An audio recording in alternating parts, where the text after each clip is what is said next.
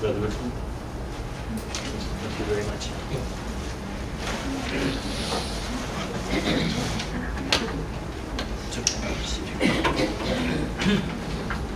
Assalamualaikum warahmatullahi wabarakatuh. Bismillahirrahmanirrahim. Alhamdulillah wassalatu wassalamu ala Rasulillah wa ala alihi wa sahbihi wa man tabi'ahu wa nasarahu wa wala wa ba'd. Our brother Professor El-Muhammady, our principal, vice principal of the school, teachers and guests.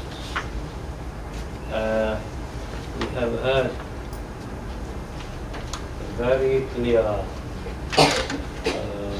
lecture from our brother concerning the Khalifah method and the Khalifah concept. To me, it is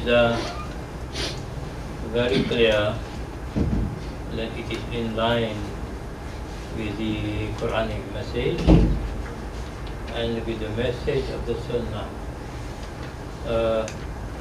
And he has traced how Islamic history has developed in a very depressing manner. At the time of the Prophet, we were the Khayra Ummah, the most excellent community raised for the goodness and benefit of mankind, and we became their teachers. After his death, Islam suffered a slight decline.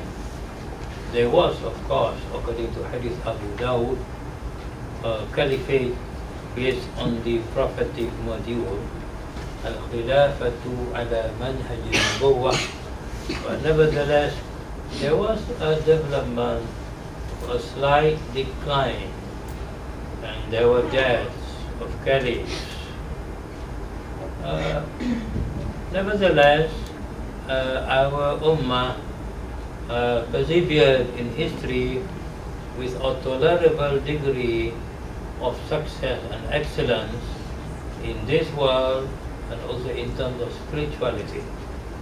And then approximately, according to our brother, 400 years ago, we suffered a very great setback. The influence of Western materialistic thinking and secular thinking and practices and habits begin to infiltrate into our civilization, and then our people begin to see very wrong messages in the world of the social organization, in the social world, our brother says.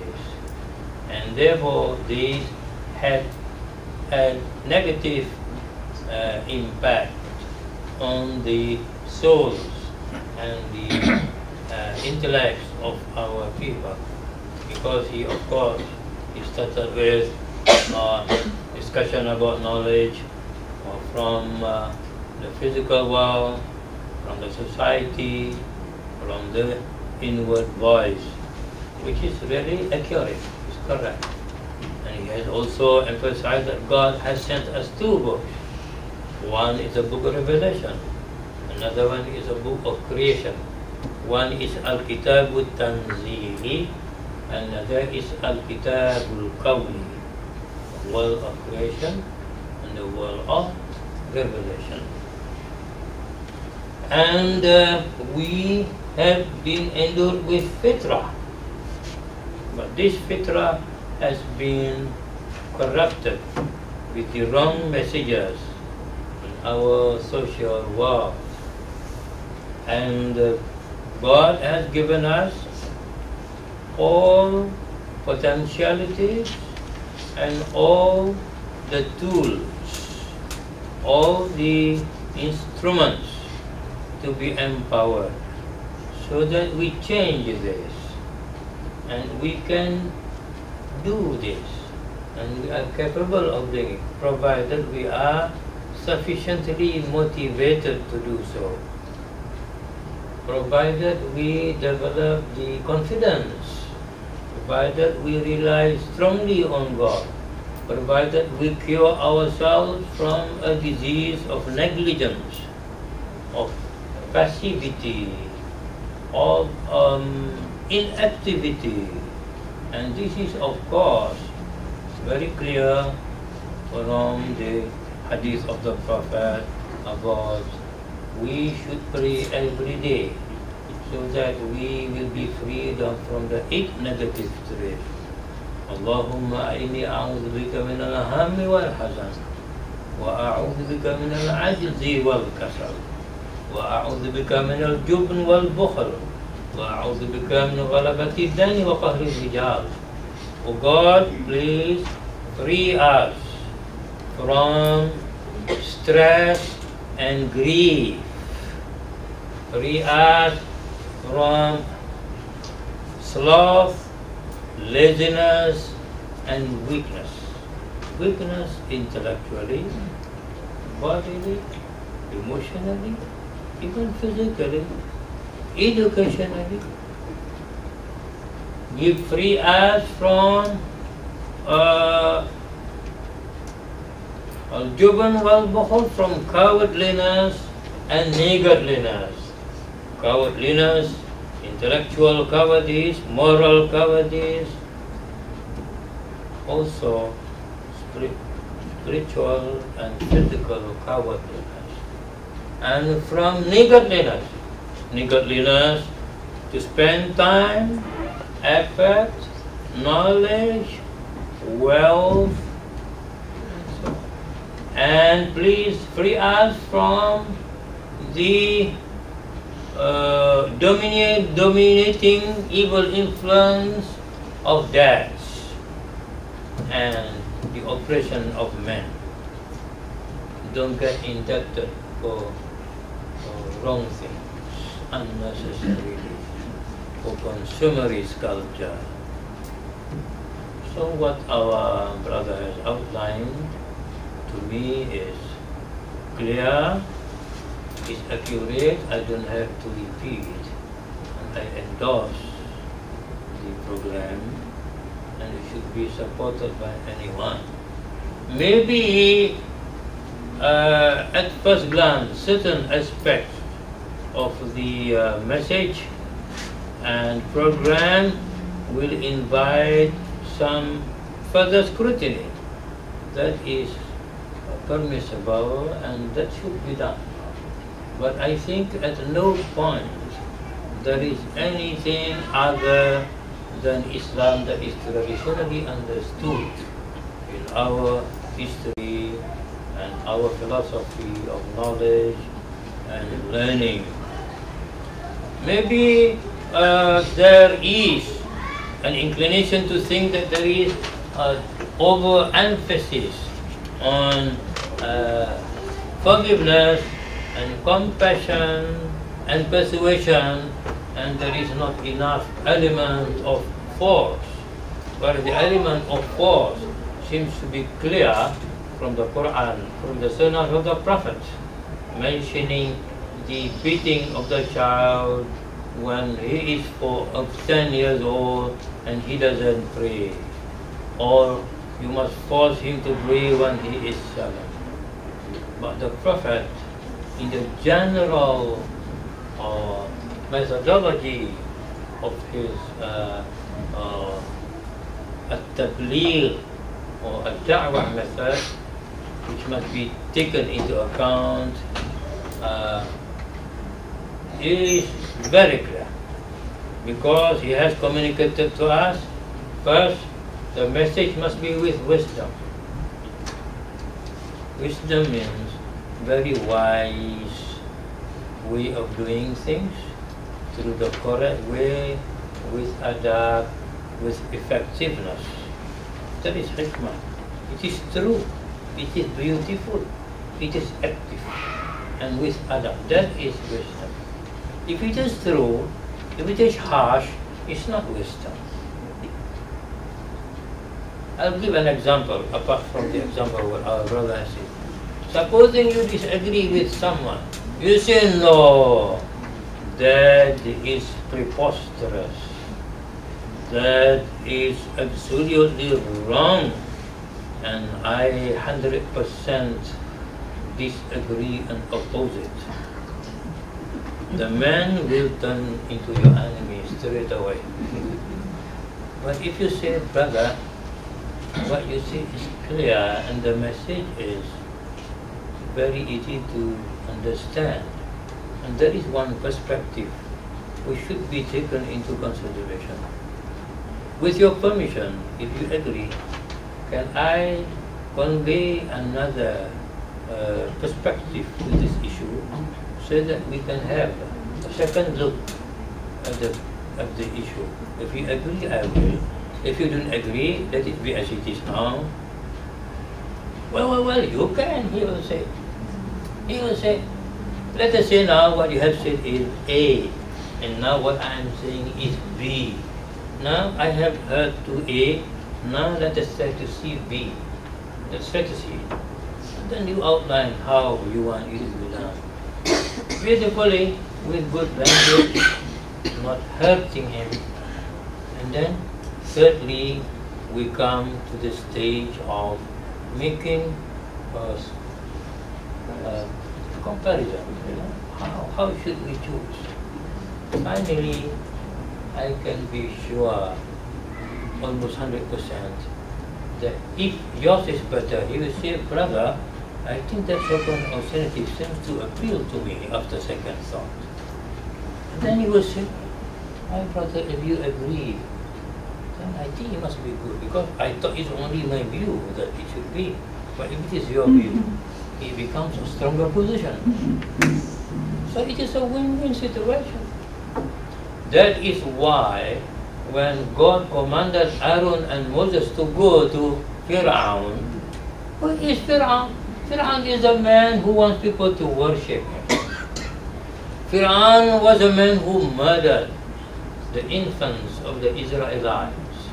He gave the midwives the command to kill any newly born Israelite, male child, but the females are to be kept alive for the pleasure of the Egyptians.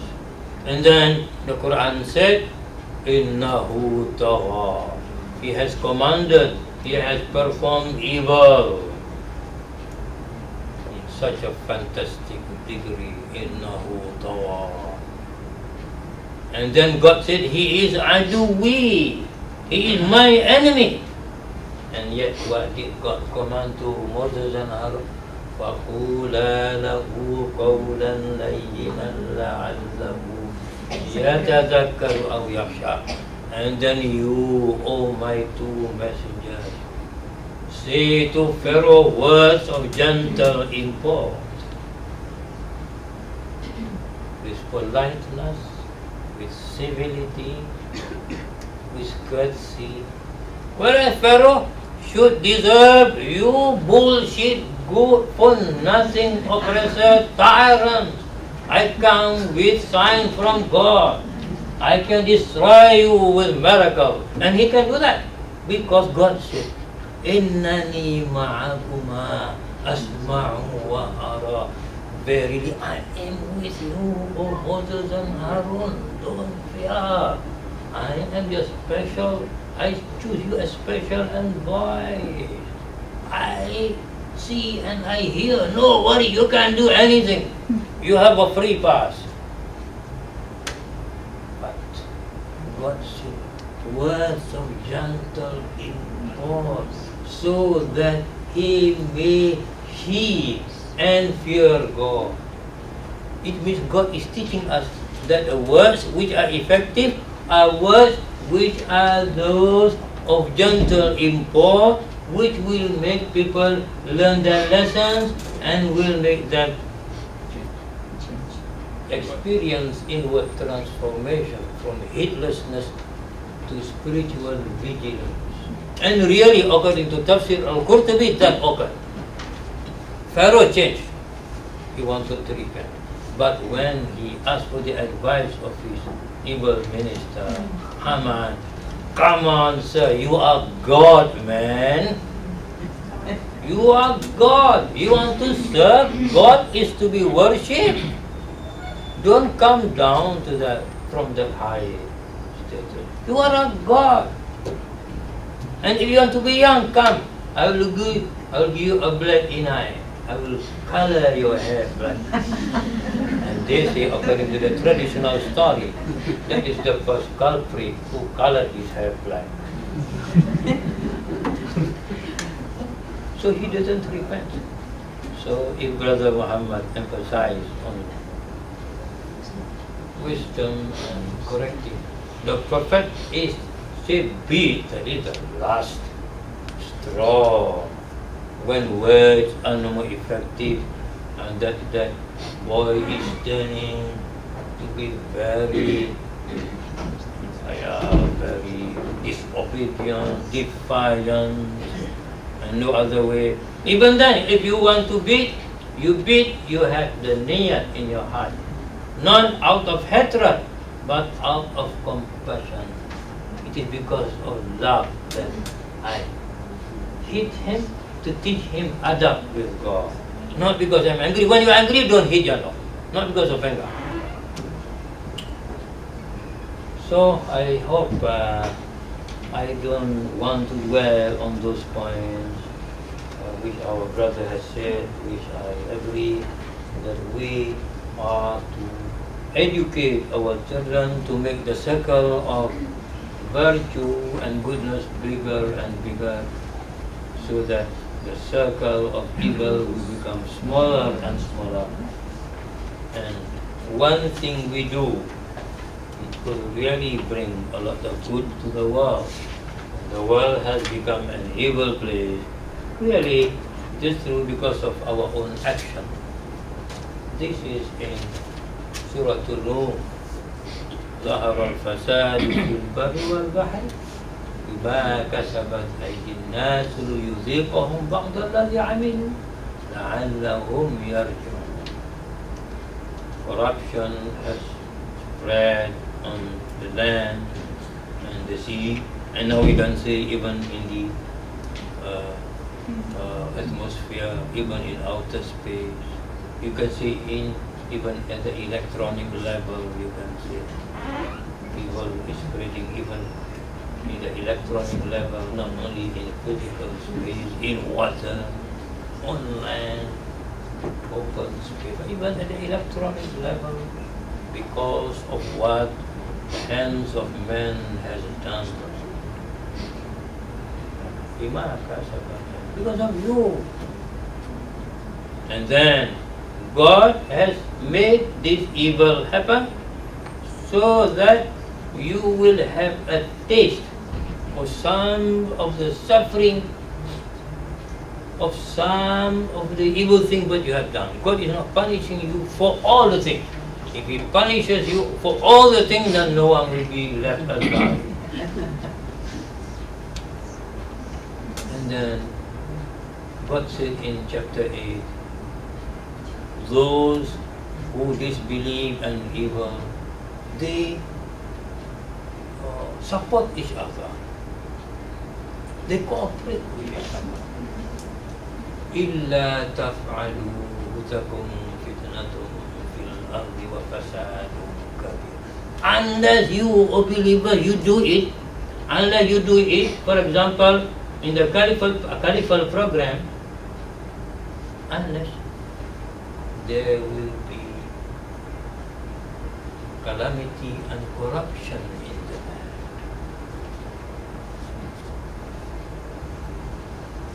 إِلَّا تَفْعَلُوهُ, unless you do it.